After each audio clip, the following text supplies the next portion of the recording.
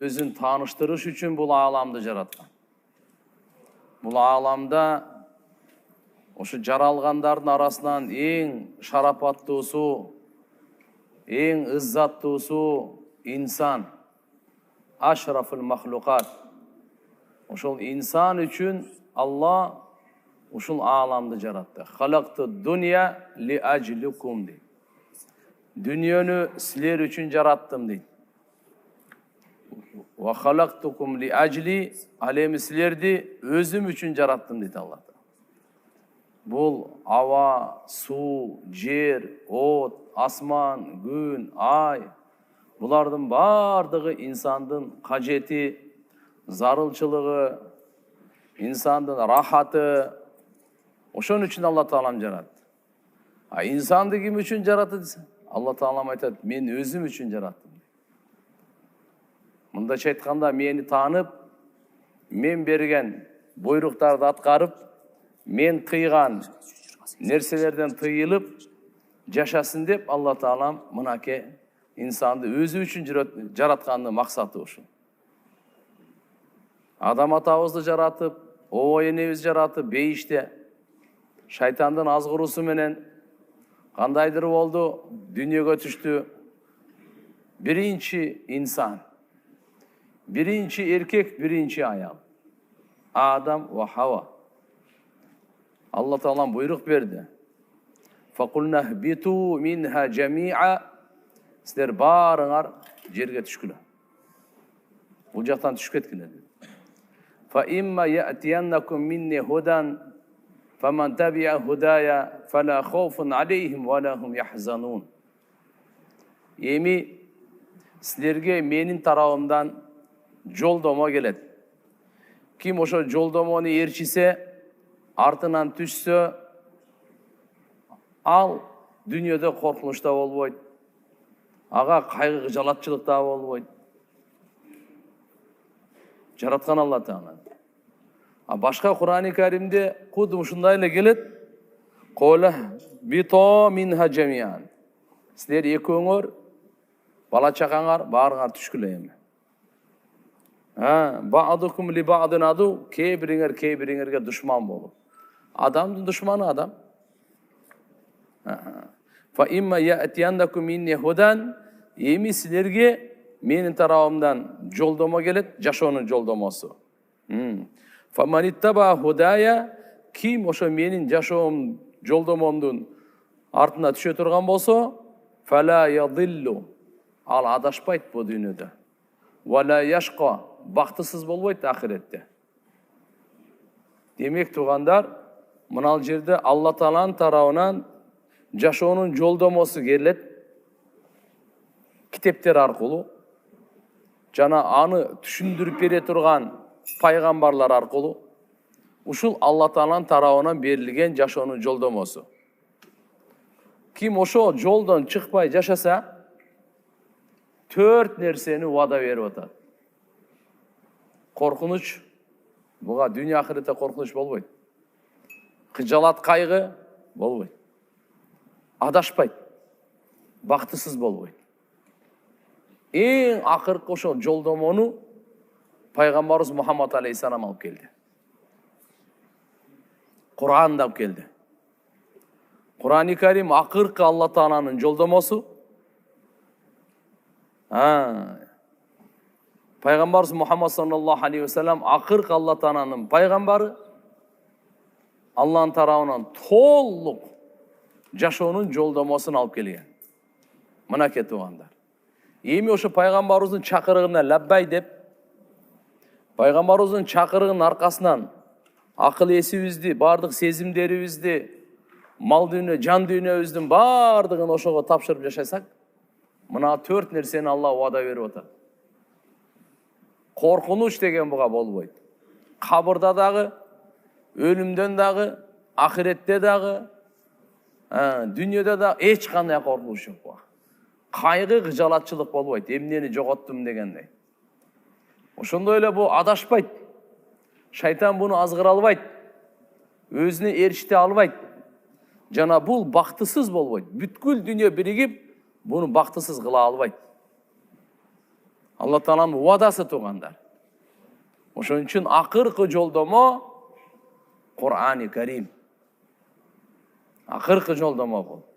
Толук, камил, мукаммал бул. Эч кандай кемчилдиги жок, жетишпей калган жери жок. Толугу менен. Пайгамбар саллаллаху алейхи ва саллям Кур'анды 23 жыл түшүндүрүп берди. Жеткирип, ар бир нерсесин ачык айкын баяндап берип, аманатты тапшырып, анан дүйнөдөн кеткен туган. Мынакей, ошого биздин алдыбызда азыр Кур'ан бар. Кур'ани Каримди чечмелеп берген хадистер бар. Баарыбызга ишенимге байланыштуу, ибадаттарга байланыштуу, мамилелерге, адеп, ахлак, кулк мүнөзгө, жашоо тиричиликке бардыгына байланыштуу жолдомолор бар. Ошол жолдомолордун бири Алла Тааланын тарабынан берилген Аллага иман келтирүү, ахиретке иман келтирүү. Биздин өткөнкү сабагыбыздагы ахиретке иман келтирүү боюнча болчу. Ахиретке иман келтирүү кандай? Өлгөндөн кийин тирилебиз. Ошондуктан өлгөндөн кийин тирилем деп жашайды. Өлүп калам, анан эмне болот деп. Жок. Өлгөндөн кийин кайра тирилебиз. Алла кайра тирилтет. Анын далили биз азыр ушул жерде дүйнөдө бар болгонубуз, жоктон бар болгонубуз, ушул эле кайра эле анык далил кайра жок болуп бар болгонго. Алла Таалам баарыбызды жоктон бар кыла алган. Барды жок кылып кайра бар кылып коюу Аллага эч кыйын эмес. Бул бардык бекем ишенимдер менен, шарияттагы далилдер менен, акыл менен дагы далилдер менен, кескин түрдө Кур'ани Каримде айткан. Ошон үчүн Аллага иман келтирип, ахиретке иман келтирип. Ахиретке иман келтирүүдө ичинде бир топ нерселер бар. Биринчиси өлгөндөн кийин тирилүү. Андан кийин ана маселе башталат. Кайда барабыз? Кандай абал болот?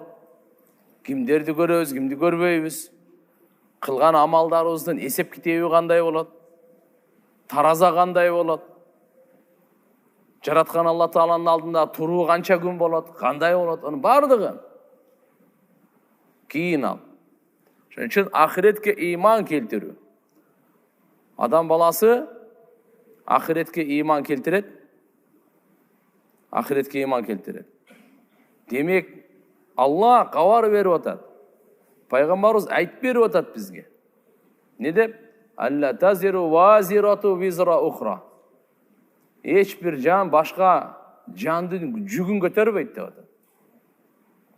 Ар бирибиз өзүбүздүн жүгүбүздү көтөрөбүз. Өзүбүздүн түйшүгүбүздү көтөрөбүз. Биринчи ар бирибиз өзүбүзгө жооп беребиз. Валлайса лининсан илля ма саа. Инсанга эмнени бу дүйнөдө мээнет кылып аракет кылса, ошол гана болот. Болду. Канча жакшылык кылды, ошол гана берилет. Канча жамандык кылды, ошол гана берилет. Ошого жараша гана жооп берет. Жакшылыгына, жамандыгына. Башка нерсе эмес. Инсанга бериле турган нерсе мына ушул тургандар. Ва анна сa'yahu sawfa yura. Бу дүйнөдөгү кылган жакшы жаман мээнетин сөзсүз көрөт дейт. Ага көрсөтүлөт. Кыймыл аракетинин бардыгын бу дүйнөдөгү жашаган жакшы же жаман баарыбыз билебиз. Ак кара, пайда зыян, сооп күнөө, жакшы жаман экиге бөлүнөт. Ушунун бардыгын бул көрсөтүлөт экен. Тумма жазаахул жазаал ауфа. Андан кийин ага толук акысы берилет. Кемчилдиксиз. Алла Таала бирөөнүн кылган жакшылыгын кемитип, азыраак берип, зулумдук кылбайт. Бирөөнүн кылган жамандыгына көбүрөөк жаза берип, Алла зулумдук кылбайт. Кандай Кандай жакшылык болсо, ошондой анын акысы, сыйлыгы берилет. Кандай жамандык болсо, ошонун жазасы да берилет. Бул ахиретке иман тугандар. Эми Кур'ан-ы Каримде эмне деп атат? Мына Алла Таала айтып атканы, ким менин берген ушу жолдомомдун аркасынан ээрчисе, фала ядиллу, яни фи дунья, дүйнөдө адашпайт. Туура жолдон адашпайт бул. Вала яшка ай фил ахира, ахиретте бактысыз болбойт. Ахиреттин бактылуулугу түбөлүктүү бактылуу. Ким ахиретте бактысыз болсо, ал түбөлүктүү бактысыз. Дүйнөнүн бакыты, бактысыздыгы ахиреттин алдында кыпын. Океандын алдында бир тамчы. Дүйнөнүн чыныгы бакыт ахиреттеги бакыт, чыныгы бактысыздык ахиреттеги бактысыздык. Ошон үчүн Кур'анда Алла Таала айткан: "Куллу нафсин даиqatul maut." Ар бир жан өлүмдүн даамын сөзсүз татат. "Wa innama tuwaffawna ujurakum yawmal qiyamah." Силерге сооп кыямат күнү толугу менен берилет. "Faman zuhsiha anin nar wa udkhilal janna faqad faz." Ким дозоктун отунан куткарылып, бейишке киргизилсе, мына ушу чыныгы бактылуу болду. "Вамал хаятуд дунья илля матаул гурур." Дүйнөнүн жашоосу бир гурурланаганга бир нерсе. Мындай дегени кыйынсынганга бир буюм эле мындай. Мынаны мен мына деп кичине кыйынсынганга эле. Дүйнөнүкү ошол эле дейт. Ошон үчүн Алла Субханаху ва Таала бул жерде бизге эскертип атат тугандар. "Ваман а'рада ан зикри."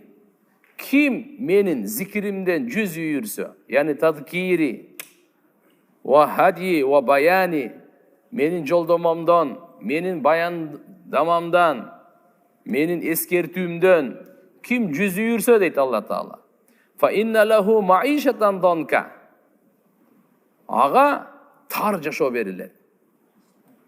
Маишатан донка. Жөнөкөй жашоо эмес, даййикатан шадидатан.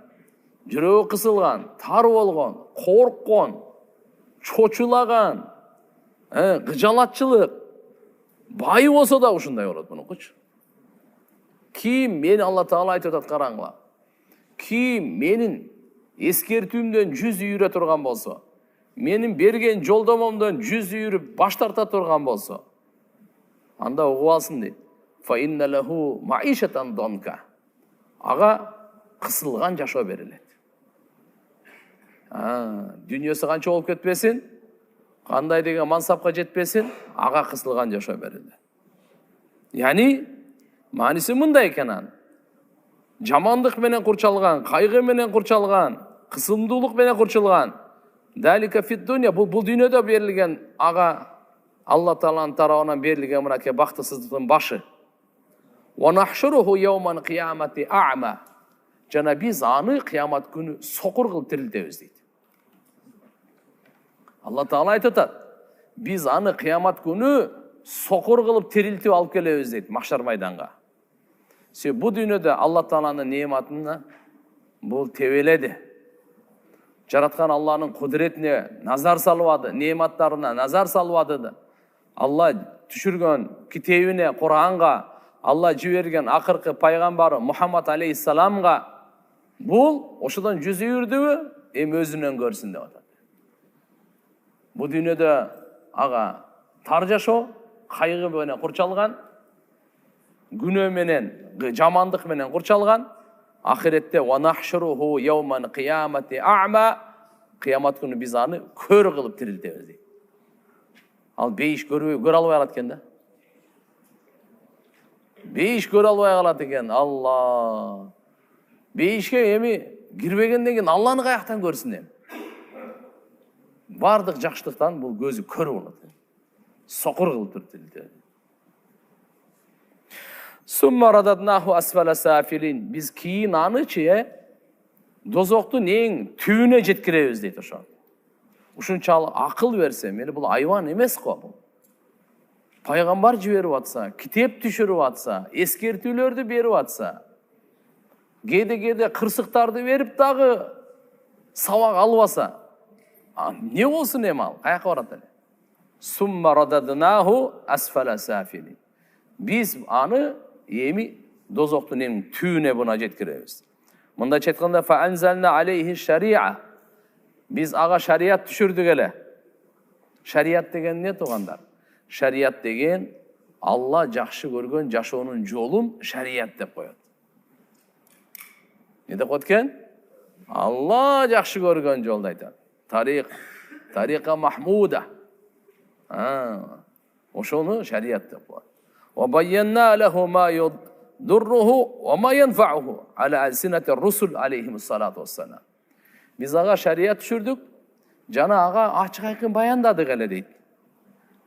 Пайгамбарлардын тилдери менен эмне нерсе пайда, эмне нерсе зыян. Ушуну айттык эле дейт. Анан эмне болду? Бул болсо ошо шарияттан жүз үйүрдү. Айтылган нерселерди эске албады. Эми ошонун натыйжасы Алла Таала натыйжаны баян кылат. Жакшы амал кыл, ошонун результатын Алла Таала баяндап берет. Жаман амал кылсаң, ошонун результатын, натыйжасын Алла Таала баяндайт. Кандай акыбети эмне менен, концовкасы эмне менен бүтөт дүйнөдөгү. Ахиреттеги кандай болот, ошону Алла Таала баяндап берет. Мүмкүн алдап койдум, эч ким билбей калды жүрөм деп. Токто, шашылба. Кыргыздын накыл сөздөрү бекер эмес. Калптын казаны кайнабайт деген. Бир алдайсың, эки алдайсың, үч алдайсың. Ушул ойдон кетип барады, сен ойлобо, сенинче бириң эки болбойт, эч качан ишиң оңунан чыкпайт, жүрөгүң тынчтанбайт. Алдаганда деле мени ал алданып калды. Сен алдап алдың, үйүңө келгенде деле жүрөгүң тынчтанбайт. Туура эмес кылдың. Ошон үчүн бунун акыбети жакшылык менен бүтпөйт туган. Мынакей, эмне деп атат эми? Буну эң дозоктун түбүнө жеткиребиз. Эмне үчүн десе, бул ошону тандабады өзү. Жана өзү кайсы деңгээлге түштү? Айвандардын деңгээлине түшүп кетти го бул. Адамдардын эмес, айвандардын деңгээлине түшүп кетти. Адамгерчилик деген касиет бунда калган жок. Адамгерчиликтин касиет тугандар. Адамда толук болот, жана түптөлөт, ошондо сиңип кала турганы ал шарият менен гана. Уяттуулук, кишпейилдик, кеңпейилдик, кечиримдүүлүк, мейлүү, жөнөкөйлүк, тазалык, булардын бардыгы шарият менен гана калат. Алла Таалам түшүргөн, бизди жаратуучу түшүрүп атат бизге. Бизди ушу жол таппай калбасын деп. Ошон үчүн Кур'ан-ы Каримде Алла Субханаху ва Таала айтып атат. Эмне биз аяхсабул инсану аютрака суда? Инсан не деп күмөн кылат? Бекер эле, максатсыз эле жаралдыбы? Эч кандай Алла Таалам жаратып туруп эле тек койдубу бизди? Каалагандай жашай бергиле, каалагандай сүйлөй бергиле, каалагандай жей бергиле, каалагандай бол. Андай эмес. Алла Таала бизге сөз буйруктарды берген, тыюуларды берген. Аткара турган нерселер бар мойнубузда, сактана турган нерселер бар мойнубузда. Ошон үчүн Алла Субхана Имам Шафи рахматуллахи алейхи айткан буну. Эмне максатсыз эле оюн же болбосо мындай бекер ушундай Алла Таалам жаратып койдубу? Эч кандай буйрук бербей эле. Сизге бизге жан бериптир, жоктон барып акыл бериптир. Эми эч кандай буйрук бербей эле Алланын акысы жокпу бергенге? Оңолгун, жакшы иштерди кылгын, жаман иштерди кылбагын деп айтканга Алланын акысы жокпу? Андай кылбай эле бизди жаратып койду дейсизби? Жок, мүмкүн эмес. Ошого айтып атат мынакей. Демек, инсандардын кээ бири Алла Таалам түшүргөн шариятты биздин пайдабыз үчүн түшүргөн эле. Ошого көз салбагандыктан, Алланы укпагандыктан, пайгамбарды укпагандыктан айвандардын даражасына түшүп кетет. Бу дүйнөдө дагы, ахиретте дозоктун түбүнө чөт дейт. Башка инсандар кандай? Машаалла. Алар иман келтирет. Иллеллезине аману ва амилус солихат. Албетте, иман келтирип жакшы амалдар кылгандар фалахум ажрун гойру мамнун. Аларга бериле турган ажыр, сооп түгөнгүс. Алла Таала гойру мамнун, яни мактуу, үзүлбөй турган, абадан, эч качан түгөнбөй турган, токтобой турган сооп берилет экен. Ким иман келтирип эле амалын оңдоса, иманын бекемдесе, иманын толуктаса туугандар, жана денесинен чыккан амалын дурустаса, экеле нерсени кыл деп атат биздичи. Жүрөгүңдөгү иман, имандын борбору, имандын жайы жүрөк. Амалдын жайы болса, амали салих, дене мүчөлөр. Чачыңыздан тартып, тырмакка чейин. Эркек кандай чач коюш керек, аял кандай чач коюш керек. Тырмакты качан алыш керек. Баардык денеге мүчө тиешелүү. Ушул жерден амалыңды оңдо деп атат, бүттү маселе. Акыйкат бул. Калган сыртыбызда курчап турган долларлар, сомдор, дүниелер, алтын күмүштөр, кендер, үй, мал, мүлк, булардын баарды утурумдук сыноо. Сизге берилди, алынат все. А сиздин амалыңыз түбөлүктү кала турган ушул. Бизден эч качан ажырабай турган нерсе ал. Чынчылдык сизден ажырабайт. Жалган сизден ажырабайт. Зулумдук сизден ажырабайт. Таквалык сизден ажырабайт. Капырлык сизден ажырабайт. Иман сизден ажырабайт. Кимиси менен достошосуз, кимиси менен кучакташасыз. Кимисин сиңиресиз өзүңүздүн жан дүйнөңүзгө. Кайсынысын? Демек биз инсандын денеси, руху өтө баалуу. Буну дүйнөгө теңдей турган нерсе эмес бул. Дүйнө менен баалай турган нерсе эмес бул. Алла Таалам ушундай улуу кылып жараткан. Валакад каррамна бани Адам. Адам баласына Алла Таалам сый урмат берген үчүн. Ошон үчүн мына бейиш адам баласы үчүн. Дозок адам баласы үчүн. Адам баласы үчүн. Бардык Алла Тааланын тарабынан түшкөн китептер адам баласы үчүн. Пайгамбарлар жиберилди адам баласы үчүн. Бу дүйнөнү Алла Таала биз үчүн жараттырганчы. Эми ушунча дүйнөнү биз үчүн жаратса пайдалансы деп. Анан биз Алланы таштап, тааныбай, шүгүр кылбай, коркпой, үмүт кылбай, аткар дегенин кылбай, ташта дегенден тыйылбай, канча ошо адам бактылуу болушу мүмкүн? Мынакей Кур'ан-ы Каримде эмне деп айтат? Ошон үчүн жараткан Алла субханаху ва таала иман келтирип, шариятына амал кылып, улуу даражаларга көтөрүлгөн адамдар ал аз болот. Жакшы адамдар аз. Жакшы адамдар аз. Иман келтиргендер, насаат алгандар, шүгүр кылгандар, бейишке кире тургандар, туугандар аз. Кур'ан, хадистин айтуусунда булар аз деген. Алла Тааланын бейиши да кең, дозок да кең. Бардык адамдар бейишке кирсе жай бар. Бардык адамзатты дозокко киргизсе да жай бар. Бардыгында жай бар. Дозок айтат, хадисте келет. Бардыгын киргизгенден кийин дагы дозоккуларды хал мин мазид, дагы барбы дей береткенде. Алла Таала анан кийин оозун жабат аны. Болду дей калат аны. Бейишчи. Алла субханаху ва таала бейиш киргизгенде дагы эле бош жай. Хадистерде келет, Алла Таала жаратат экен дагы, субханаллах. Бу дүйнөдө эмес, ахиретте. Ошолорду бейишке киргизип толтуруп коет экен. Хадисте келет, пайгамбарыбыз айткан саллаллаху алейхи ва саллям, ар бир инсан дүйнөгө төрөлгөндө бирден орун бейиште, бирден орун дозокто болот.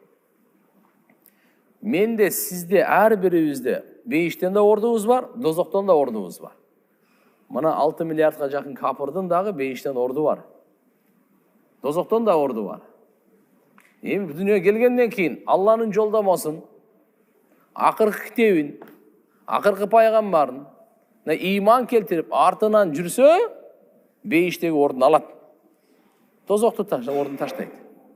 Кудай сактасын, андан 100 үй жүрсө, дозокто ордун алат баягы бар. Бирок бейиштеги ордун алдырып берет да. Мына маселе тугат. Ошон үчүн бизге ыктыяр берилди. Тандоо берилди. Динде мажбурлук жок. Иман мажбурланып иман келтирген иман эмес. Ал мен сени атып салам алды. Иман келтир. Мен иман ал иман Алланын алдында кабыл болбойт ал. Биз сени өлтүрүп салам, иман келтир. Кантип? Мен тили менен иман келтирдим деп жүрөк. Иман тилдеги эмес да.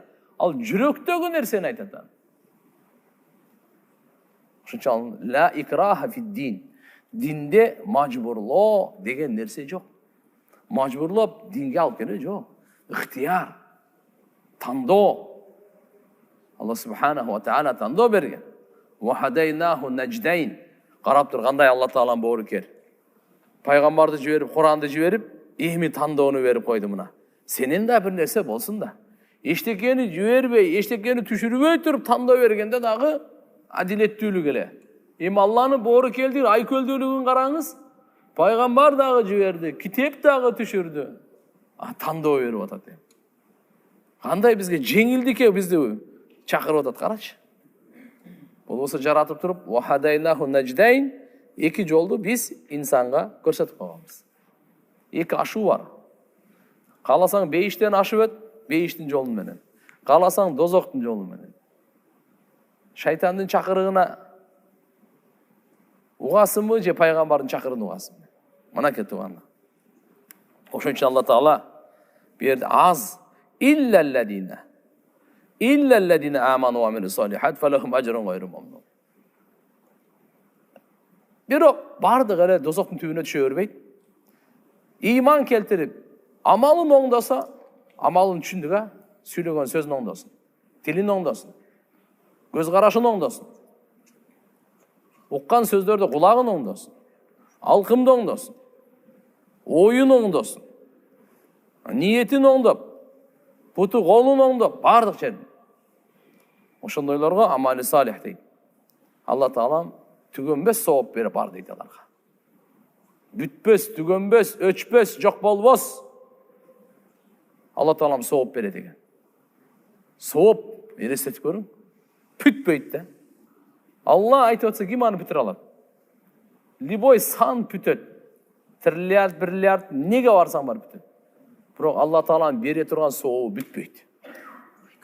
Бейиш түбөлүктү, бериле турган сооптор түбөлүктү. Бериле турган жыргалчылык, бериле турган бактылуулук түбөлүктү. Мына ким бейишти. Куранда «Ва ма актарун нас валау хараста би муъминин» деп койгон. Сен, эй Мухаммад саллаллаху алейхи ва саллям, канчалык талап кылсаң дагы адамдардын көбү иман келтирбейт деди. Адамдардын көбү иман келтирбейт. Алла айтып койду буну. Ва ин тути актара ман фил ард юдиллук. Эгерде сенчи жер бетиндеги адамдардын көпчүлүгүнө баш ийсең, сени адаштырып салат дейт. Анакей. Андан кийин анын Кур'анда фама юкаддибука ба'ду биддин.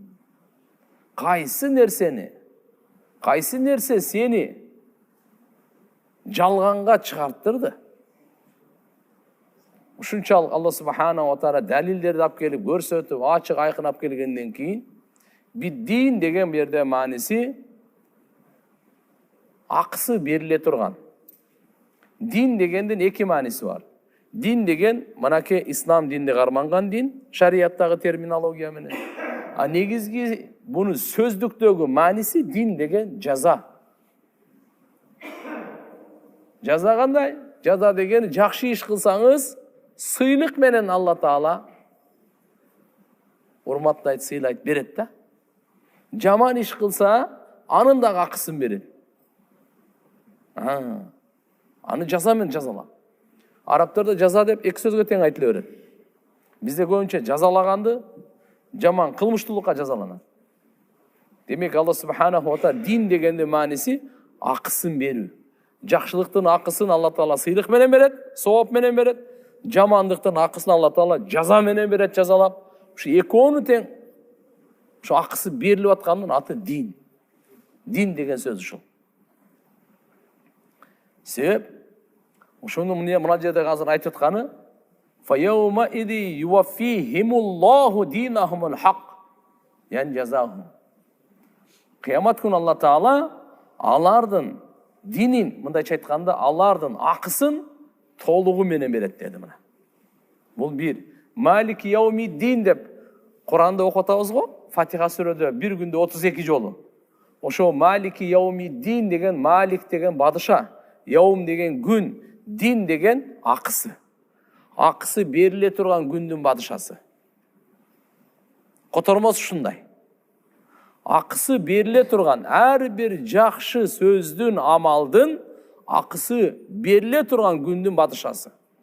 Ар бир жаман сөздүн жана амалдын акыс жазасы бериле турган күндүн бадышасы Алла деп атабыз. Бир сөз менен айтканда, жакшы жамандын акысы бере турган күндүн бадышасы Алла. Малики яумиддин. Кыямат күнүнүн бадышасы. Хадисте келет. Пайгамбар саллаллаху алейхи ва саллям айткан, Алла таала мындай дейт. Анал малик, ана дайян дейт. Дайян деген ушул. Акысын берүүчүмүн деген сөз. Мен бадышамын, мен акысын берүүчүмүн дейт. Субханал малики дайян. Эсиңизде барбы? Качан, каерде айтат? Рамазанда, Рамазанда таспихти айтат го. Субханал малики дайян. Ал-маруф бил-ихсан, эсиңиздерде? Ушу дайян акысын бере турган. Демек, айю шайын яджалука айюхал инсан мукаддибан биддин айл жаза вал хисаб. Кайсы нерсе, эй инсан, сени жалганчы кылып койду? Ошол кыямат күнү бериле турган, акысын жалганга чыгара турган кайсы нерсе кылды сен? Аны эмне үчүн жалганга чыгарып атасың? Бир суроо. Кыямат күнү жакшылыктын акысын берет, жамандыктын жазасын берет деп атабыз. Сен ушуну жалганга чыгарба. Имансыз болуп каласың. Себептен бул дүйнөгө адам келгенден кийин, жакшы жаман кылгандан кийин акыл деле айтат да, бунун акысы берилиш керек дейт. Не кылыш керек экен? Акысы берилиш керек дейт. Ошону Пайгамбар саллаллаху алейхи ва саллям бизге чечмелеп берип койгон. Демек кыямат күнү кайра тирилүү акыйкат. Кайра Алла субханаху ва таала бунун бардыгын бизге берет. Куранда Алла таала айтат: "Лияджзияллазина асау бима амилу ва яджзияллазина ахсану бил хусна." Эмне үчүн Алла таалам кыямат күндү жашырып койгон? Кыямат качан болот? Качан болот? Эч ким билбейт, Алладан башка. Эч ким билбейт, Алладан башка. Бир дагы периште, бир дагы пайгамбар билбейт. Бир инсан, бир жин билбейт. Алладан башка. Алла кыямат күнүнүн качан болуусун жашырып койдум. Эмне үчүн дейт? Жаман иш кылгандардын жазасын бериш үчүн, жакшы иш кылгандардын сыйлыгын бериш үчүн дейт. Ошон үчүн Алла таала жашырып коюптур туугандар. Бул акыйкат. Бул чындык. Дүньө биздин руханиятыбызды булгады. Жүрөгүбүздү булгады. Акыйкатты түшүнүүдөн тоскоол болуп калды ушу дүньө. Мал, мүлк, мансап, байлык, бийлик, мына дүньөдөгү бардык нерселер акыйкатты түшүнгөнгө тоскоолдук кыла тургандар бар. Акыйкат Кур'ан. Эгерде биз Кур'анды окусак, байлыктын дагы, бийликтин дагы, мансаптын, дүньөнүн да бизге зыяны тийбейт.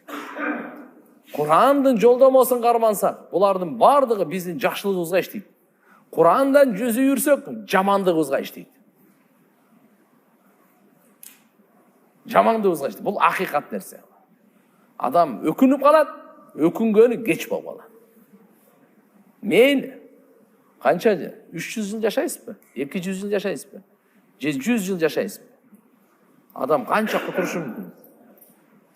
Бирок Аллах акбар, акыйкаттын пардасы ачылганда кеч болуп калат экен да. Бардыгын Куранда айтып койгон муну. Ошон үчүн алдына ала Алла Таала эскертүү берип атат. Пайгамбарыбызга айтып атат: "Ва заккир фа инна зикра танфаул муъминин." Эй Мухаммад, сен эстетип тургун. Эстетип койсоң, анткени эстетүү иманы бар кишиге сөз пайдасы тиет. Иман эле болсо, кыпындай болсо жүрөктө дагы бул эстетүү, эскертүү сөз пайдасы тиет. Иман эгерде жок болсо, ал маселеде биз жокпуз пока. Пайдасы тийбейби Алла билет. Бирок Курандын айтуусу: "Ва заккир фа инна зикра танфаул муъминин." Имандууларга пайдасы тиет.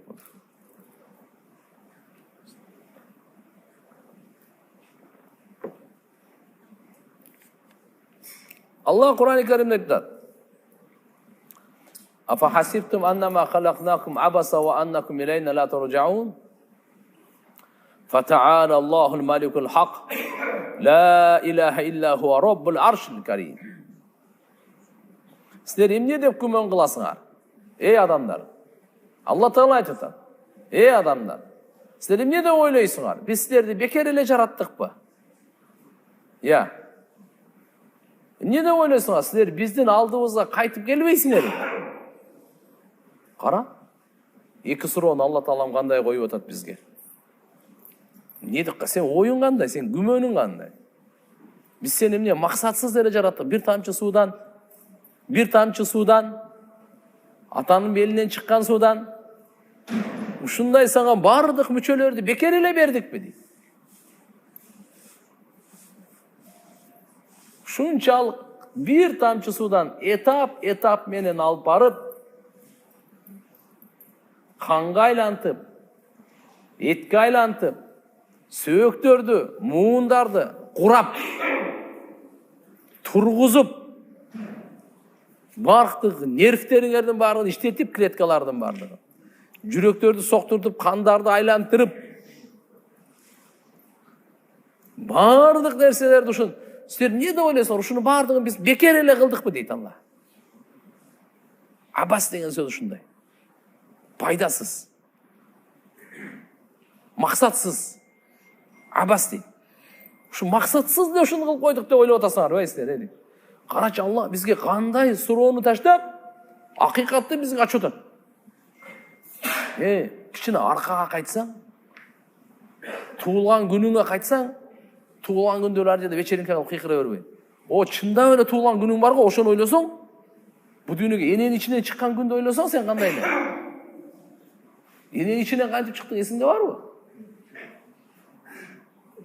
Эненин ичиндеги жашоо кишини эсте барбы хоть? Чуть-чуть. Андан мурдагычы? Эненин боюнда болуп кыйнадың сен энени.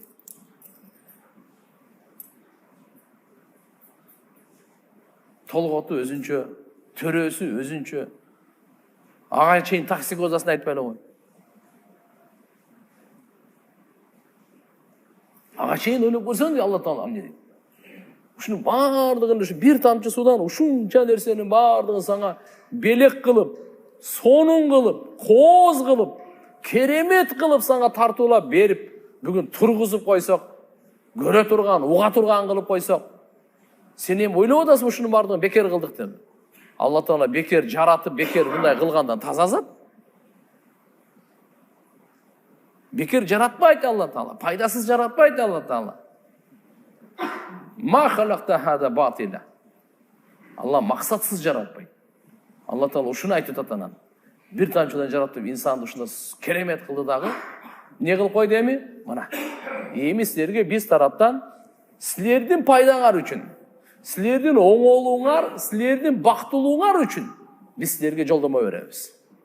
Ошо жолдомону пайгамбарлар аркылуу жиберебиз. Алланын акыркы жолдомосу Кур'ан, акыркы түшүндүрүп бере турган пайгамбары Мухаммад алейхиссалам. Эми бизге эки эле нерсе калды. Угайлы, баш ийели. Сами'на ва атa'на. Сахабалардыгын Алла Таала ушунусун мактады. Уқты. Ақиқатты уқты бұлар. Şu alamның қожойынды, хозяин. Елестетсеңіз, аламның хозяин. Қожойыны бар да, иесі бар да бұл. Ошоны уқты. Анам не қылды? Уққаннан кейін екіншісі ата-ана. Атқарды. Уққаннан кейін атқарбай қойған жоқ. Қаршы шыққан жоқ. Қош көңіл болған жоқ.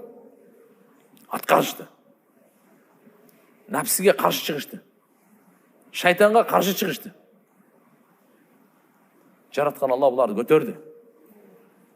Құранда Алла Тағаланы зикір қылып, қиямат күнге шейін оқи тұрған қылып қойды бізді. Мына сахабалар қандай еле деді. Сами'на ва атa'на деді балды. Ла нуриду минкум жаза'a ва ла шукура. Біздің қалағанымыз Алла, іздегеніміз Алла. Башқа еш нәрседе. Қылауыз жақшылық, алауыз пайдасын Алладан болды. Аллардың ұраны ұшыл болды, сахабалар. Адамдар аларды әлі, жақындар өткен. Мұна кеп туғандар не дейтем? Айтып өтеді екіншісі. وَأَنَّكُمْ إِلَيْنَا لَا تُرْجَعُونَ. Сіздер не деп күмән қыласыңар? Мейлі, азыр хотя бы біріншісіне дағы біз сіздерді не бекер еле, мақсатсыз еле жараттық бұя. Қандай күмән қыласыңар деп. Бұға ақылыңарға келбесеңер, хотя бы анда екіншісіне келіп қаларсыңар деген мақсатта не деп күмән қыласыңар? Біздің алдымызға қайтып келмейсіңер өтеді. Уже бұл серьезный бұл ұрдар. Бұл уже серьезный соққы да бұл. Тамаша емес та? Сен келбейсің біздің алдымызға дейді. Аллаху акбар. Кім барбайды екен Алланың алдына? Кім барбайды? Матаннас хаттал анбия.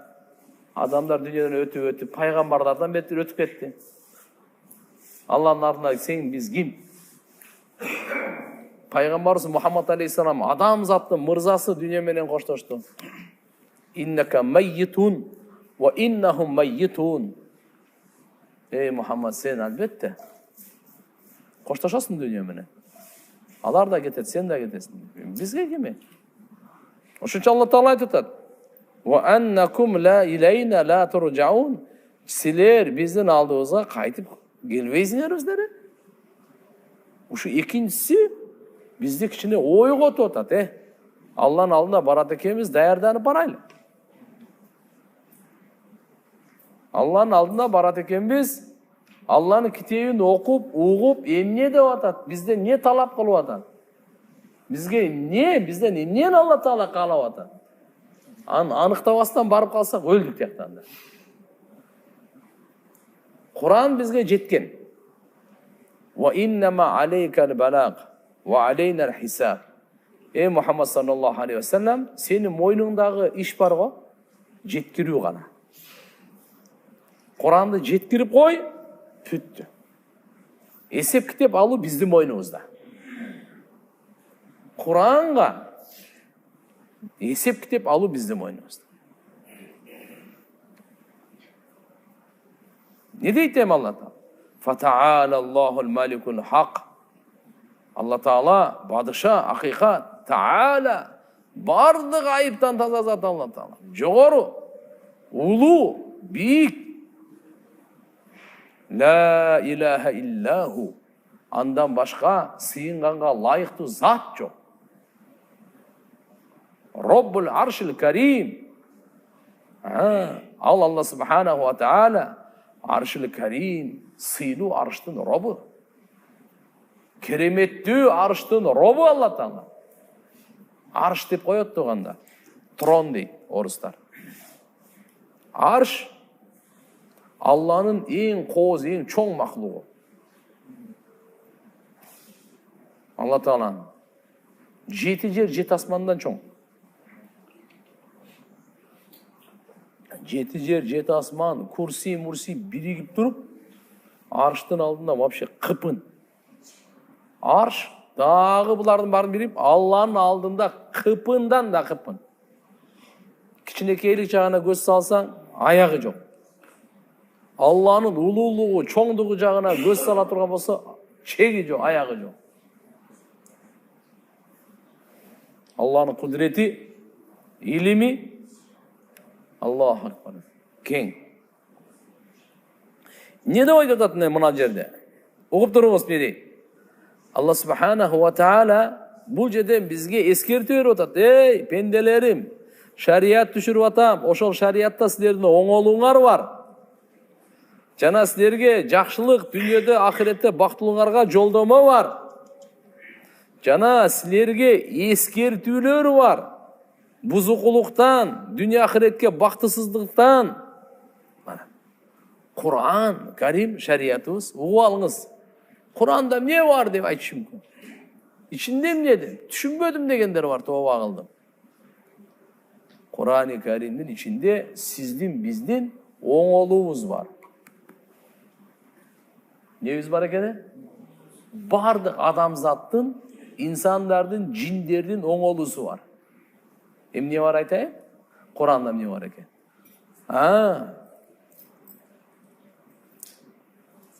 Eki sizdin, bizdin, eki dünyadaki baktılılığımız var.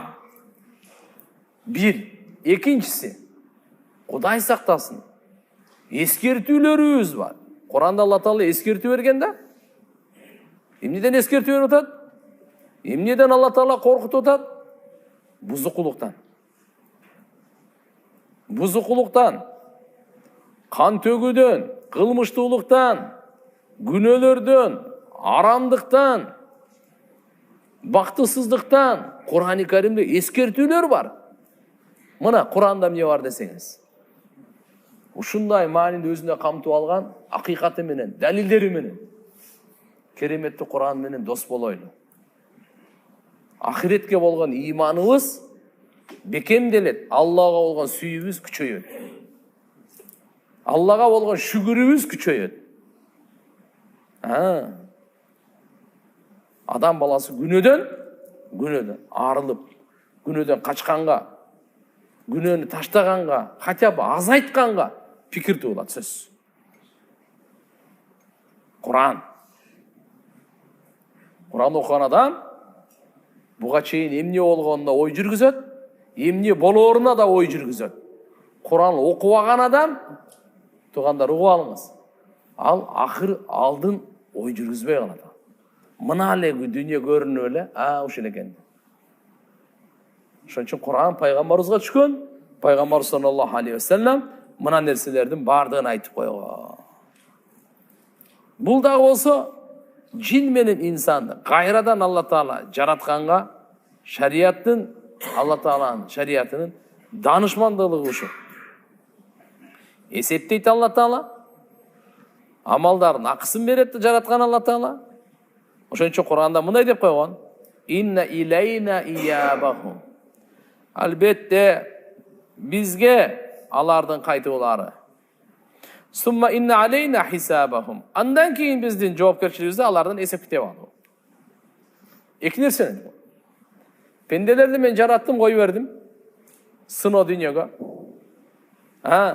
Эми булар кайтып келет мага дейт Алла Таала. Так, кайтып келгенден кийин эмне болот десе, эсеп китеп мен өзүм алам дейт. Алла Таала эсеп алуу үчүн жараткан Алла субхана ва тааlanın sıfatı var. Hasib деген. Ne sıfatı var gene? Hasib деген. Sari'ul hisab. Öte tez esepti. Ушунча триллиардтарды кандай эсептейт? Эч кандай кыйын эмес. Жараткан Алла Таалага эч кандай кыйын. Ушунчанын бардыгын жоктон бар кыла алган, бардыгын акыл эс берип, бардыгын контроль кылган, бардыгын дүйнөдөн кайтарып кетип калган. Эсеп китеп ага эмне Алла Таалага эч кандай кыйын эмес.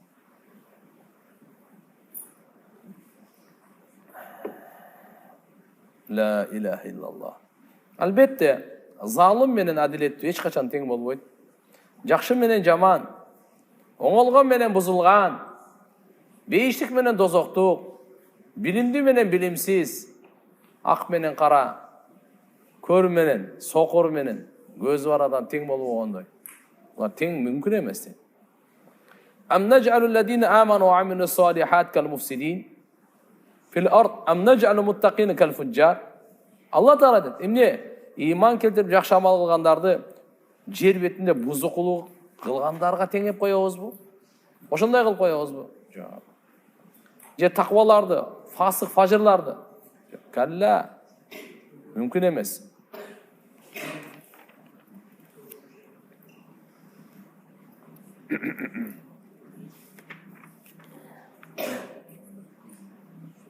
Абу Лахаб пайгамбар саллаллаху алейхи ва салламдын номер 1 душманы. Ушул дагы пайгамбар саллаллаху алейхи ва саллам айтат эле өзүчү. Эй Мухаммад, биз сенен чынчылдыктан башка эч нерсени көргөн жокпуз дейт. Иманга келбегени кара. Бирок пайгамбарыбызды билет эле, бир өмүр жашаган ошолор менен өмүрүндө алдаган эмес да. Кыянат кылган эмес. Кыянат кылган эмес. Тугандар, ахиретке иман келтирүүнүн таасири жүрөктөргө жана адамдын жандарына өтө зор. Ахиретке иман келтирген момун адамга, момундун напсисинде, жүрөгүндө өтө күчтүү таасирлер бар.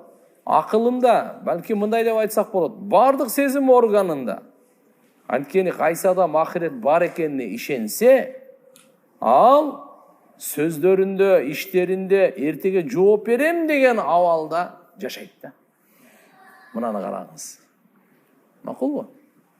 Ким ахирет бар деп ишенсечи, ишеним ушул жерде туруп атат.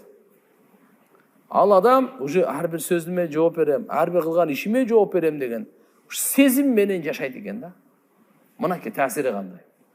Андай болгон соң, ал эмне нерсени ахирет алдыга жылдырып атат, акыркыга таштап атат, жашырып атат, ашкерей кылып атат, бунун баардыгын эсептеп жашай баштайт болчу. Мына ушул нерсе адамдын чынчылдыгына, амалдын оңолгонуна, коомчулукта жакшы болгонго түрткү болот. Алланын пенделерине жакшылык каалаганга түрткү болот. Аманатты бергенге, келишимди аткарганга, жараткан Алла Тааланын тарабынан берилген милдеттердин үстүнөн чыкканга, мал, жанды туура иштеткенге, мунун баардыгы мына ушуга болот. Алла. Себеп жер асманда Алладан жашырынган кыпын нерсе жок туганда. Wa in kana misqala habbatin min khardalin atayna biha wa kafa bina hasibin. Kur'anda Allah Taala айтат. Эгерде сарыкычынын дан ошончо салмагынча болсо дагы атайна биха. Биз алып келебиз ошону. Жана биз эсепке жетиштүүбүз дейт Алла Таала. Сарыкыпын, сарыкычы бар го. Ошончолук дагы кичинекей ушунда жакшылык кылсаңыз, Алла алып келем дейт ошону. Ушунчалык жамандык кылса, аны да көрсөтөм дейт. Эсеп китепке Алла Таала жетиштүү дейт. Демек тугандар, биз ишенейли, мусулманбыз. Кандай деп пайгамбарыбыз айтып коюптур. Алла Таала айтып атат мына. Эртеге эсеп китеп бар. Ошон үчүн бүгүн эле амалыбызды оңдогонго аракеттенейли. Дүнүйө эмне болуп атат, кандай болуп атат, ага көп эме кыла бербей. Ар ким өзү үчүн жооп берет. Сиз өзүңүз үчүн жооп бериңиз. Шайтан ушундай кылып мээңиздичи башка жака салып, ана эмне болуп атат, мына эмне үчүн кылдат, ошентип атып өмүрүңүз бүтөт, кетти тияктан. Демек, фал иману бил ахира фихи ислаху дуния ва мужтамааха. Аллаху акбар. Ахиретке иман келтирүүдө дүнүйөнүн оңолуусу дагы бар, коомчулуктун оңолуусу дагы бар тугандар. Ва ислахул ахира, ахиреттин оңолуусу бар. Кандайча иман, ахиретке иман келтирүүчү адам баласын мээнетке, жакшы амал кылганга, оңолгонго түрткү болот. Жалкоолуктан, алсыздыктан, кайдыгерлик, күнөөлөрдөн токтотот аны. Себеп дегенде адам баласынын жаны, жан дүйнөсү, напсисичи бул келечекке даярданганга жаралганда. Мынандай карап туруңуз. Азыр жаш балдарыбыз бар, мектеп окуучулар, жаш балдар. Булар келечек ойлобойт. 5 жашар, 6 жашар, 1 класс, 2 класс, 5 класс. Эртеге үйлөнөм, бала чакалуу болуп, ана кантип жашайм, аны кантип багам. Алар ойлонбойт аны. Мектепти бүткөндөн кийин акыл эске тола баштадыбы? Эми ойлоно баштайт. Болчу. Кантип тиричилик кылам? Өзүмдүн жанымды кантип багам? Чоңойгансам кантип үйлөнөм? Ал бала чакамды кантип? Келечекти ойлоно баштайт. Акыл тола баштады да. Негизги келечек өлгөндөн кийинки. Ошого даярдануу. Биз азыр даярданып атабыз. Күзгө даярданабыз. Эмне болуп атат күздүктөр? Күздө эмне болот? Кийинки жылга даярданабыз. Мен өлүп калсам бала чакам эмне болуп калат деп даярданабыз. Кантип тамак жейт, кантип жашайт деп даярданасын. Кичине бир нерсе кылып берип коеюн дейт. Любой адам. Кичине мында бак кылып берип коеюн, бир дүкөн ачып берип коеюн, бир нерсе кылып берип коеюн. Алдына ала келечекти ойлоп даярданып атат. Бул даярдануу, алдына ала даярдануу угуп алыңыз. Адамдын жаралуусунда бар. Адам баласынын жаралуусунда Алла Таалам жаратканда алдына ала даярдануу деген сезимди кошо жараткан. Эми бала чакама, небере чебереме бир нерсе кылып коеюн деген кылып деле калышы мүмкүн, кылбай деле калышы мүмкүн да. Бирок билип коюңуз. Ахиретте ал точно бар. Бул дүйнөдөгү мүмкүн, бирок тиягы уже чындык ал. Ошон үчүн адам баласына Куран менен хадистин таалимдери ахиретке даярдануу сезимин ойготот. Ойготкула сезимди. Куранды окусак, хадисти окусак, ахиретке даярдануу сезими ойгонот. Азыр мисалы кандай бала чакабыздын келечегине биз даярдык көрөбүз. Кудум ушундай сиз өзүңүздүн келечегиңизге, ахиретке даярдык көрүңүз дегенди ойготот Куран. Буну караңыз туугандар. Бул деген маани эртеге өлүп калды деп аткан маани эмес. Жоксо тезирээк өлүп калды деп аткан мааниде эмес. Бунун мааниси наоборот, кечирээк өл. Көбүрөөк жаша. Көбүрөөк жакшылык кыл деген мааниде. Көбүрөөк канча Алла өмүр берсе, ошого сен жанталашып, оңолгонго, көп жакшы иштерди кылганга шашыл деген мааниде. Мына караң бул. Ислам динде мындай башкача көз караш менен карабаңыз сиз. Адам ойлошу мүмкүн мындай. Бул имамдар, же алымдар, же молдолор мындай деп айта берет дегендечи. Жок. Бул Куран айтылып атат. Биз шүгүр кылышыбыз керек. Алхамдулилла алымдарыбызга пайгамбарыбыздан бери ушу күнгө чейин алхамдулилла уланып келатат. Элге жеткирилип келатат. Ар доорда, ар элде, ар кандай абалдарга бардыгына карап туруп. Ошон үчүн тууганда мынаны унутпайлы, бул чоң сабак, негизги сабак. Ошон үчүн баягы даярдануу сезими биздеги бар нерсе. Ал жака даярданат. Ибни Умар разияллаху анхума. Хазрет Умардын баласы бар да. Аты Абдулла. Ибни Умар деп коет. Себеби Абдуллада башка сахабалар да көп да. Ибни Умар деп коет. Радияллаху анхума. Өтө күчтүү сахаба болду. Пайгамбарыбыздын сүннөтүн аткаруу боюнча бекем жөнөкөй адаттарынан бери таштабай, бул боюнча машаалла ислам дүйнөсүндө өтө белгилүү биринчи сапта турган кишилер да. Бул киши айтат: Атайту наби саллаллаху алейхи ва саллям аширу ашара. Пайгамбар саллаллаху алейхи ва саллямга биз кирдик дейт. 10 киши болчук дейт. 10-умуз. 10-нун 10-нчусу мен элем дейт. Пайгамбарыбызга киришти. Ва кала ражул минал ансар, ансарлардан бирөө пайгамбарыбызга суроо берди дейт. Я Расулаллах, ман акиясун нас? Оман ахзамун нас. О Аллах'ın elçisi. Adamlardın en akıldığısı kim? En estüsü kim? Peygamber sallallahu aleyhi ve sellem cevap verdi. Aktaruhum zikran lil maut ve aktaruhum istidadan lil maut. Kim ölümdü göv estese, kim ölümgө көбүрөөк даярдык кылса, мына ошолор улаикал акияс, эң акылдуулар ушулар dedi. Ana. Dahabu bi sharafid dunya va karamatil ahira. Алар дүниенин дагы шарапын, достоинствын алып кетти, ахиреттин сыйын дагы алып кетти дейт. Адамдардын эң акылдуусу деген суроо ташталды. Ушунча адамдар турат, эң акылдуу ким дегенде. Ким деди? Ким өлүмдү көп эстеген, жана өлүмгө көп даярдык көргөн. Өлүмдү көп эстеген адам күнөөнү азайтат. Кайдыгерлик, бейкапарлык, надандык уйкудан турат. Мээнеттин, тырышчактыктын, фарыздарды аткаргандын сабына турат. Өлүмдү көп эстеген адам башкага зулумдук кылбайт уже. Корко баштайт ал. Кийинки жума кетесин десе, бүгүн бирөөгө зулумдук кылабы, бирөөнүн бир нерсесин тартып алабы? Жо күнөө кылып алайын деп айтабы. Кийинки жума кетесин деп койсо. Өзүнүкүн бере бериши мүмкүн, бирок бирөөнүкүн албайт ал. Зулумдукка сабыр кылып коюшу мүмкүн, бирок бирөөгө зулумдук кылбайт. Өлүмдү көп эстеген адам.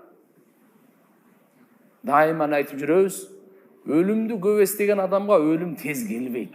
Коркпой эле койгула.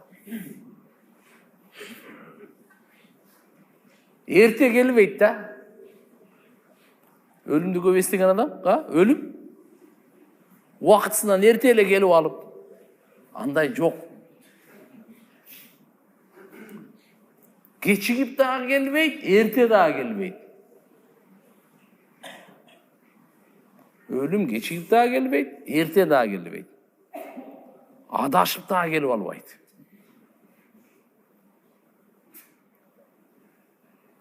Өлүмдү эстегенденчи буга эч кандай байланышы жок. Сен эстесең, эстебесең деле келет бәрібір. Ушунча сөз болуп калды, айтып калайын. Эстесең деле, эстебесең деле келет. Эстеген утат, эстебеген утулат. Сен жакшы мындайда, бул сага жакса деле, жакпаса деле келет бәрібір. Сенин каалаганыңа, каалабаганыңа карабайт бул. Бул чечим бар го, чечилген.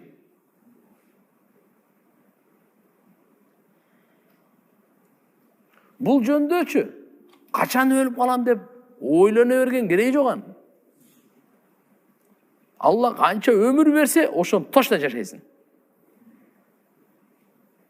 Качан жазган болсо, бүт 8 миллиард сени сактап ала албайт. Эч ким сени сактап ала албайт. Ошон үчүн ал боюнча көп эле кыжалат болгон кереги жок. Өлүмдү эстөө деди. Экинчиси өлүмгө даярдык көрүү деди. Кантип даярданасыз? Кантип даярданасыз? Аллага болгон ишенимди бекемдеңиз. Аллага болгон ишенимди сизди жараткан, каш, чач, кирпиктен бери бардыгын берген, ошо улуу Алла Таалага болгон ишенимди жаратуучу экени, ибадатка лайыктуу экенине, Алладан Алла гана лайыктуу экенин жүрөктөн ушуга бекемдең. Ага эч бир нерсени теңдебең.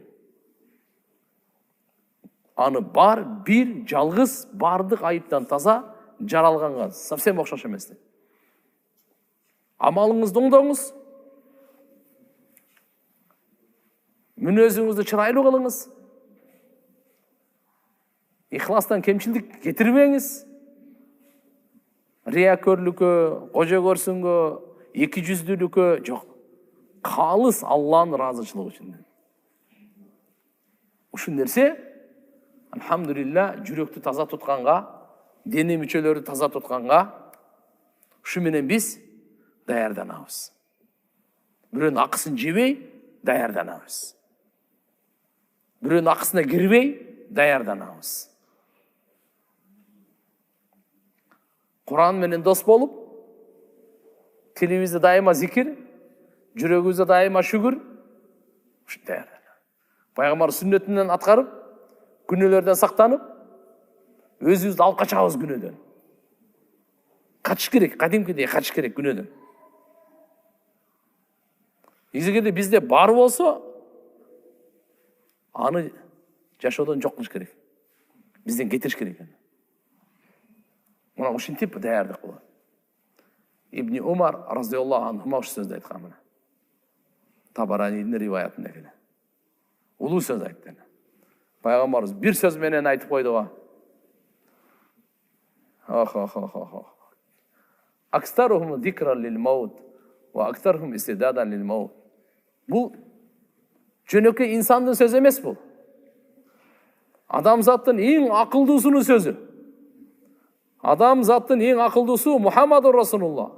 Суроо берилип атат. Адамзаттын эң акылдуусу ким деп? Пайгамбарыбыз айтып атат. Өлүмдү көп эстеген, өлүмгө көп даярдык көргөн. Ушулар эң акылдуулар. Дүйнөнүн дагы шарапатын алып кетти. Дүйнөнүн шарапатын. Честь, достоинство, шарапат деген ушундай дейт. Ахиреттин сый урматын алып кетти дейт мына. Ушулар алып кетти дейт. Шөнчө туугандар, bundan kaçıp kutulуу mümkün emес. Kur'an'da Allah Teala aytıp koygan. İnnel mevtellezine tafirruna minhu fe innehu munaqikum. Sizler bayağı aytılgan ölümden kaçıp жүрөсүңөр го дейт. Kaçkanda өзү акылга мындай сөйтө, качтың, өлүм аркаңдан кууп келатат депчи. Жок, алдыңан чыгып кармайт дейт. Каяка качсаң алдыңан чыгат дейт да. Kaçkanın paydası yok ya. Allah aytıp koydu bunu. Tafirruna min. Kaçasыңар го дейт. Nel mautellezi. Oşo ölümden sen kaçasыңар го дейт. Tafirruna min. Fa innahu mulaqikum. Al алдыңардан жолугат силерге дейт. Артыңардан кууп бара турган эч ким жок дейт. Кайга качып барып жетсең, алдыңан ассаламу алейкум дейт.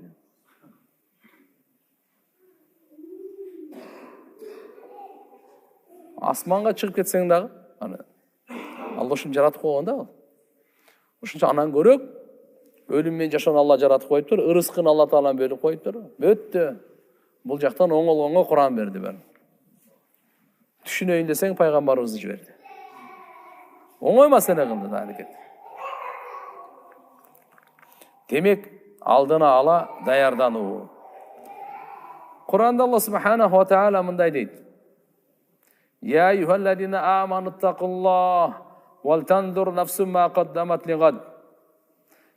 Ey iman keltirgenler, Allah'dan korkula. Jana her bir insan, can, ertege kıyamat күнгө emneni jiberdi ошону карасын дейт. Ahiretke biz neni жибердик? Bir нерсени айтып коеюн туугандар. Адам баласының күн сайын кылган жакшы жаман иши ахиретке жиберилип турат. Жөнөтүлүп турат. Бул жактан жакшы жаман иш кыласың? Кетти. Ахиретке кетти. Сени күтүп алат ал. Бул дүйнө менен коштошкондон кийин ошо кылган жакшы жаман ишиң китеп түрүндө сага берилет. Алла Куранда айтат: "Икра китабак Kafa bi nafsika al-yawm alayka hasiba." Oku kitebingdi. Kayсы kitepти окуйсуң? Өзүңдүн kitebingdi oku. Бирөөнүн kitebini. Yarasa sen oku. Ikra kitabak. Өзүңдүн kitebingdi oku дейт. Өзүңдүкүн ар бир адам өзүнүн kitebini окуйт. Kafa bi nafsika al-yawm alayka hasiba. Сага бүгүн эсептегенге өзүң жетиштүүсүң. Bir okup tanıştaq айтчы. Ушуну кылдыңбы же кылган эмессиңби айтасың.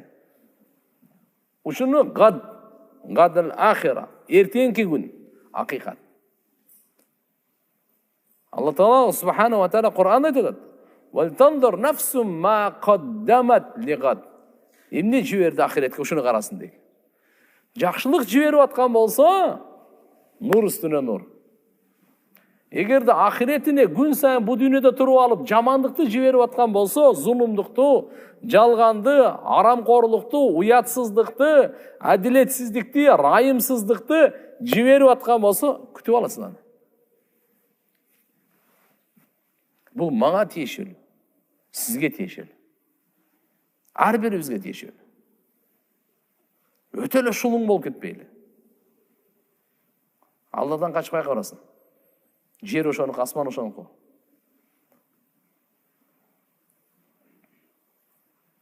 Ла илаха иллаллах. Демек, өлгөндөн кийин кемне жөнөткөнүн ушуну айтып коет тугандар. Ахиретке жиберүү. Ахиретке жиберүү. Bir риваятта келет, адам жаны чыгайын деп калганда, жакын туугандары жакындарын чакырат экен. Келгиле, атаң өлөйүн деп атат. Жаны чыгайын деп атат. Балаң, бир тууганың мынандай болоюн деп атат деп. Туугандар телефон менен дос, тааныш, кошуна, колоң, тууган урук, бир тууган чакырыла. Эмне болуп атат буякта? Тегеректеп келип калат экен туугандар. Ошого мына жан бере турган адамга периштелер да келип калат экен, бир жамааты. Бул жактан адамдардын жамааты, бул жактан периштелердин жамааты. Өлүктүн өлөйүн деп аткан өлө элек азыр. Ошонун тегерегинде турушат дейт. Жаны чыга элек полностью. Тууган уруктар айтат экен да, мада аххара дейт. Өз ара сөз болуп калат. Жан чыга элек, 1-2 күндөн бери жатат. Не таштап кетти бул дүйнөгө? Кеп. Канча байлыгы, канча үйү, канча машинеси, кайсы баласын жайлады, кайсы бала кызын турмушка берди, жайгаштырды, эмне кылды, тигиндей кылды. Бuyakta канча эмне баласы калды. Буларга кызыктар ушу экен да. Периштелердин жамааты айтат экен, маза каддама. Алдына эмне жиберди экен дейт ахиреткечи. Булар арттага эмне таштады экен дейт дүйнөгөчү. Периштелер алдыга эмнени жиберди экен дейт. Мада ахара, мада каддама деп. Экөө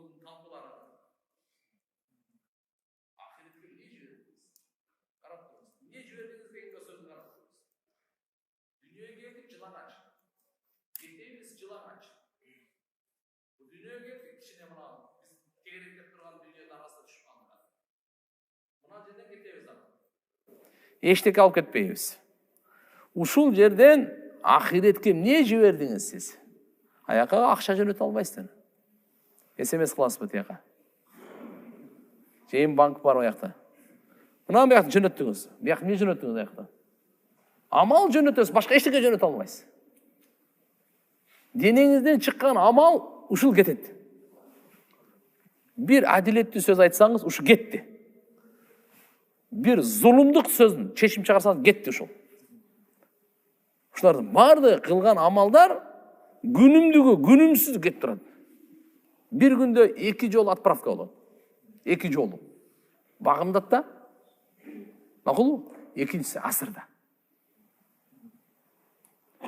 Мына билбейм, ана Дордойдо карго канча жолу кетет Казакстанга?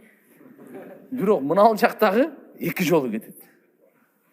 Амалдыгы канча жолу кетет экен? 2 жолу кетет. 2 жолу кетет. Кылган амалдардын баары кетти, кетти.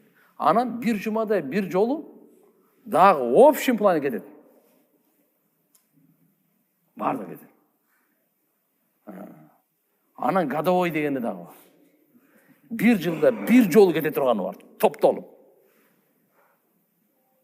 Булар эмне үчүн ушунчалык даярдык көрүлүп атат? Эмне үчүн ушунчалык даярдык? Эртең кыямат күнү адам оң жак сол жака эме кыла албайт. Ошондо да ушунчаларды көрүп туруп дагы эме кылып өткөндө, кайтарып өткөндө, жоктой өткөндө адамдын денеси күбөлүк өтөт экен. Сан сүйлөйт деп келет. Тилге мөөр басылат дейт. Кол сүйлөйт дейт. Алла Таала тил берет буларга, сүйлө дейт. Мынандай күндөр алдыбызда күтүп турат. Ошон үчүн мына азыр алхамдулилля Алла Тааланын жардамы менен, жакшы адамдардын патасы менен, сиздердин дуаңыздар менен сабагыбыз ахиретке ишенүү. Ахиретте маселелер кандай? Имандын 6 фарызы бар, бирөөсү ахиретке ишенүү. Тугандар, бунун бардыгы акыйкат. Не дейтем? Фал-истидад лил-ахира ахамму ва аужаб. Ахиретке даярдануу эң маанилүү иш. Эң милдеттүү иш. Далика бил амали салиха. Кантип даярданаса, жакшы амал кыл. Болду. Сенен суранарыбыз дыйканчысыңбы, саясатчысыңбы, мансаптасыңбы, төөн үстүндөсүңбү же жердесиңби, эркексиңби, аялсыңбы, үйдөсүңбү, көчөдөсүңбү, больницадасыңбы, мечиттесиңби, базардасыңбы, айырмасы жок. Амалыңды оңдо деп эле айтат, бүттү. Жакшы амал кыл дейт. Жакшы амал кыл дейт. Вал ахвалу садика, чын сөздөрдү сүйлө дейт. Ва нияту таййиба, ниетиңи дайыма таза. Алла Таала эртеге пендегече өзүнүн сыйлыктарын бере баштаганда ниеттен баштайт экен. Неден баштайт экен? Ниеттен. Пендем ниетиң кандай эле? Ниеттен башталат. Хадисте келет, балким мындай деп айтсак болот. Ниетке гана берет Алла Таала. Ниетке жараша гана берет, башкасын бербейт. Ошон үчүн күн сайын таң аттырганда ниетибизди тазалайлы. Ниетибизди түздөйлү. Ниетибизди оңдойлу. Күн сайын кандай гана жакшы иш кылсак дагы ниетибизди оңдойлу. Кандай гана жаман ишти таштасак дагы ниетибизди оңдойлу. Ахиретке даярдануу жакшы амал, чын сөздөр менен, таза ниеттер менен, вал ахлакул хасана, чырайлуу мүнөздөр менен, чырайлуу кулк мүнөздөр менен, мүнөзүбүздү оңдогонго аракет кылышыбыз керек экен. Мүнөзүбүздү. Ар бирибизде мүнөз бар, характер бар. Бирок пайгамбарыбыз Мухаммад алейхиссалам чырайлуу кулк мүнөздүн имамы. Дүйнөгө келген пайгамбарыбыз өзү айткан: "Иннама буисту ли утаммима макаримал ахлак." Мен дүйнөгө жиберилгенимдин максаты кереметтүү кулк мүнөздөрдү толукташ үчүн дейт. Макарим, ахлак, макарим, кереметтүү ахлак кулк мүнөздөрдү. Адамзаттын эң улуу кулк мүнөздүн туусунун чокусунда угуп Мухаммад Расулуллах. Пайгамбарыбыздан дагы жогорку мүнөздүү киши болгон эмес тарыхта, болбойт дагы. Алла Таала Кур'анда өзү пайгамбарыбызды мактап атат. Иннака ла'ала хулуқин азим. Сен улуу кулк мүнөздүн үстүндөсүн деп койду. Пайгамбарыбызды. Пайгамбарыбыз өзү айтып атат. Кереметтүү кулк мүнөздү толукташ үчүн келдим деп атат. Пайгамбар саллаллаху алейхи ва саллям дуа кылып үйрөттү. Мындай деди, карап туруңуз. Бизге сиздерге үйрөтүп атат. Аллахумма ахдини ли ахсанил ахлак. Ла яхди ли ахсаниха илля анта. Я Аллах, мени эң кереметтүү кулк мүнөзгө жолдогун. Сенен башка эч ким жолдой албайт. Мындайча айтканда, я Алла, мага эң кереметтүү кулк мүнөз бергин. Алладан сурашыбыз керек экен. Жакшы мүнөздү тугандар, биз Алладан сурашыбыз керек экен. Алладан башка жакшы мүнөздү эч ким бере албайт. Атаң да бере албайт, имамың да бере албайт, Меккенин имамы дагы, бүткүл дүйнө. Кулк мүнөздү Алла берет. Алладан башка эч ким бере албайт, пайгамбарыбыз айтып атат. Кереметтүү кулк мүнөзгө жолдомо сурайлы. Не сурайлы? Жолдомо сурайлы. Алла Таала бизге кереметтүү кулк мүнөзгө жолдосун бизди. Амин. Баарыбызды. Эң жакындарыбыз ата энебиз. үй бүлө бала чакабыз, бир туугандарыбыз, элибиз. Алла Тааламдан сурайлы, кереметтүү кулк мүнөздү сурайлы. Нени сурайлы? Кереметтүү кулк мүнөз. Аллахумма хдини ли ахсанил ахлaq. Эң чырайлуу мүнөзгө, мүнөздөмө. Эң чырайлуу мүнөз. La yahdi li ahsaniha illa anta. Senden başka eç kim buga мүнөз bizi жолдой албайт дейт. Жаман мүнөздөн пана тилеш керек экен. Жаман кыял жоруктан, жаман пейилден, жаман мүнөздөн я Алла бизди сакта деп сурашыбыз керек экен. Пайгамбар сураган: "Wasrif anni sayyi'aha la yasrifu anni sayyi'aha illa anta." Menden жаман мүнөздү алып ташта деген. Пайгамбарыбызда жаман мүнөз жок го. Эмне үчүн айтып атат десе, сизге бизге үйрөтүш үчүн. Үммөт сизге бизге сабак бериш үчүн. Жаман мүнөздү алып ташта. Жаман мүнөздү сенден башка эч ким алып таштай албайт бизден.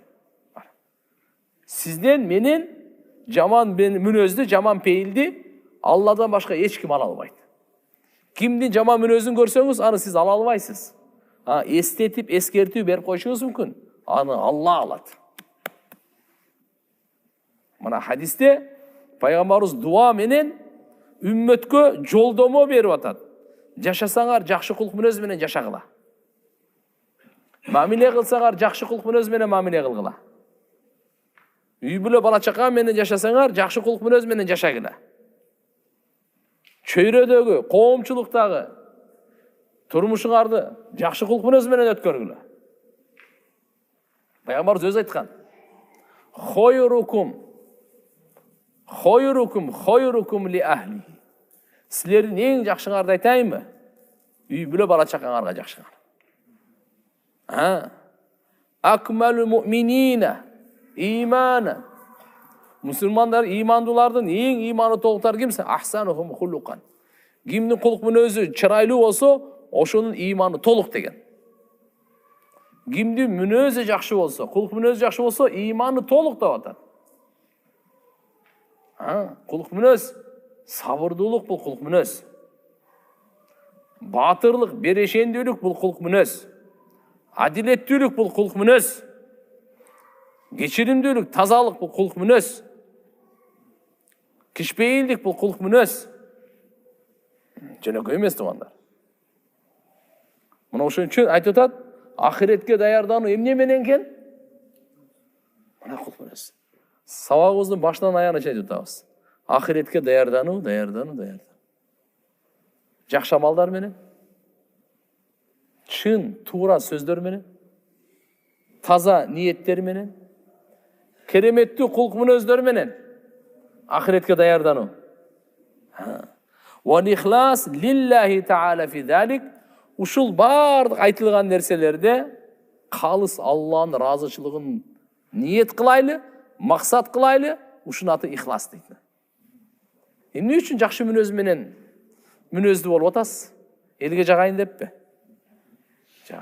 Аллага жагайын деп. Берешендүүлүгүңүз, кичпейилдигиңиз, кечиримдүүлүгүңүз, кеңпейилдигиңиз кимге? Элден упай топтойын деппи? Эл мактасынбы? Эл мактаса канча мактайт? Алла мактасын. Ушуну амалыбызды оңдоп атабыз.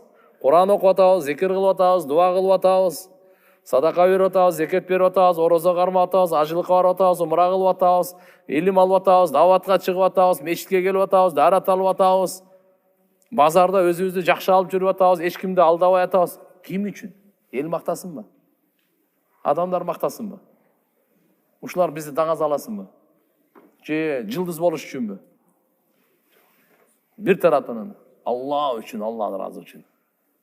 Ниетибизди оңдогонубуз да Алла үчүн, мүнөзүбүздү оңдогон да Алла үчүн, амалыбызды оңдогон да Алла үчүн, сөзүбүздү оңдогон да Алла үчүн, өзүбүздү оңдогон да Алла үчүн.